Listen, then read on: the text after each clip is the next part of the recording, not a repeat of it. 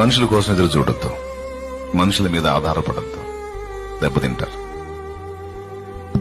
ఎందుకంటే నిన్ను అర్థం చేసుకుని నీ గురించి ఆలోచించే శక్తి ఏ నరుడికి లేదు. ఎందుకంటే ఎవడి బాధలు వాడుకున్నాయి, ఎవడి కష్టాలు వాడుకున్నాయి.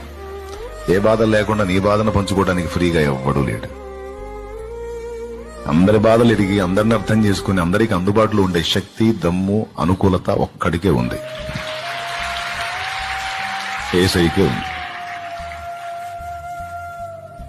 కొంతమంది నిన్ను పట్టించుకున్నారని పొంగిపోవద్దు, సంబరపడద్దు, చంకలు వద్దొద్దు. కొంతమంది నిన్ను పట్టించుకోలేదని నువ్వు బాధపడద్దు.